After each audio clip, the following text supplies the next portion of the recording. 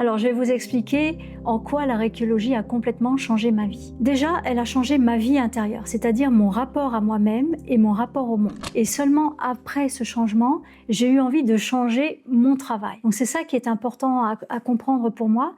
J'étais loin d'imaginer que ça allait m'arriver quand j'ai commencé l'archéologie, mais je cherchais quelque chose parce que je me sentais pas vraiment à ma place.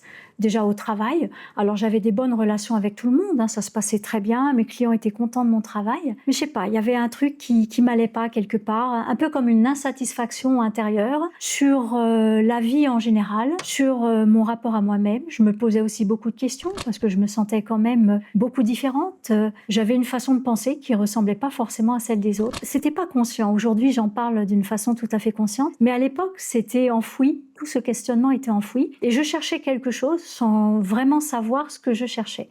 Et puis tout s'est fait naturellement et j'ai envie de vous dire par hasard, puisque c'est quelqu'un de mon entourage qui m'a parlé de l'Institut de Christian. Et je sais pas, il y a eu comme une forme de résonance, un peu comme un appel intérieur. Puis je me suis dit, tiens, je vais aller voir ce que c'est. C'est marrant, ça résonnait différemment en fait. Donc j'ai suivi une formation et la première chose que m'a apporté cette formation, c'est une ouverture d'esprit. Une ouverture d'esprit dans le sens où tout ce que Christian nous apportait, déjà sur la connaissance de soi, comment on fonctionne, et puis forcément, quand on change intérieurement, on change aussi sa façon de voir les choses. Donc ça a été une grande ouverture, à la fois intérieure et extérieure, une richesse qui semblait ne jamais s'arrêter. Déjà, cette pratique m'a permis, je crois, de beaucoup m'apaiser par rapport à cette différence que je ressentais.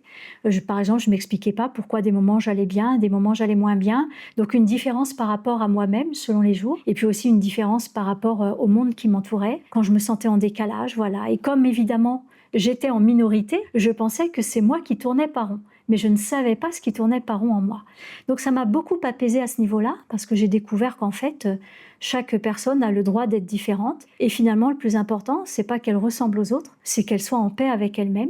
Et si elle est différente, si elle pense différemment, si elle a envie de choses différentes, eh bien, c'est déjà bien de l'assumer. Et c'est ce que m'a apporté l'archéologie en tout premier lieu, c'est d'accepter d'être différente et d'être bien avec moi-même dans un monde qui ne me ressemble pas franchement et qui non plus ne pense pas forcément comme moi.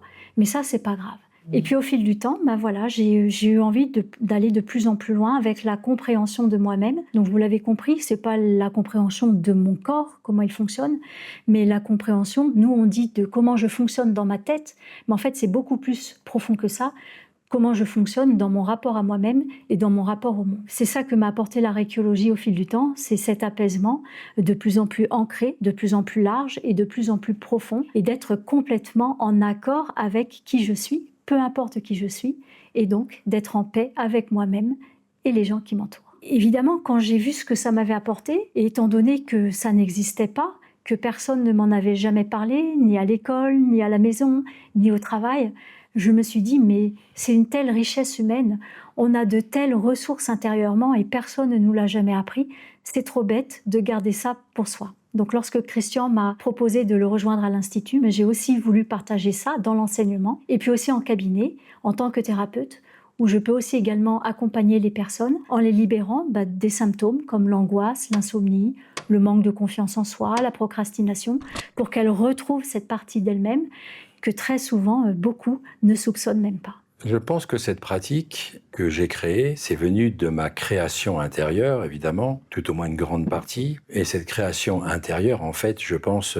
c'est ce qui me manquait, en fait, dans ma vie, de créer quelque chose, de laisser quelque chose, et qui soit pas, évidemment, en doublure avec ce qui était. Et j'ai toujours voulu aller plus loin, toujours plus loin dans l'être humain. Il est évident que on a toujours été assez loin, même aujourd'hui, dans les livres, comme on dit, dans les livres, dans les universités. Mais ce qui m'intéressait, c'était le vécu humain. C'est ce qui manquait et c'est ce qui manque encore dans nos universités. C'est-à-dire que on étudie le cerveau, mais dans le cerveau, quand on l'ouvre, on ne trouve pas l'amour, la compassion, la sagesse, la façon dont on peut réduire les choses ou les augmenter. On ne trouve rien de tout ça, alors que la vie, c'est tout ça. Donc je voulais plutôt concrétiser quelque chose qui n'existait pas, qui m'appartenait et que je voulais aller le plus loin possible à ce niveau. Je n'en étais pas sûr du tout parce que Je pense qu'il y a beaucoup de gens qui ont pensé aussi, les philosophes qui ont inventé quelque part la psychologie, mais en même temps, le côté neurosciences, c'est-à-dire le côté du corps, m'interpellait aussi. Et je voyais que là-dessus, il n'y avait rien. Et quand Francisco Varela a trouvé cette inscription corporelle de l'esprit, eh bien, je me suis dit, tiens, là, c'est quelque chose où moi, en tant que thérapeute, je peux en faire quelque chose. Donc, ce que ça m'a apporté, c'est pas l'archéologie qui m'a apporté quelque chose, mais c'est la vie qui a apporté quelque chose à l'archéologie, tout simplement.